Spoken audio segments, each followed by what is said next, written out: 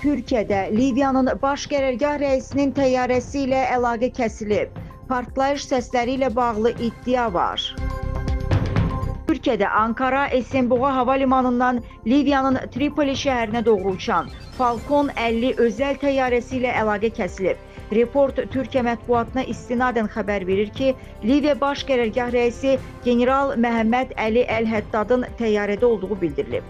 Qeyd edilib ki, Həddad bugün Türkiyənin baş qərargah rəisi General Səlcuq Bayraktaroğlu'nun qonağı olaraq Ankara'ya gəlib və Milli Müdafiə naziri Yaşar Gülərlə də görüşüb. Hadisədən sonra Ankara hava məkanında uçuşlar müvəqqəti olaraq dayandırılıb. Haber Global hava limanı yaxınlığında partlayış səslərinin eşidilməsi barədə məlumat yayıb.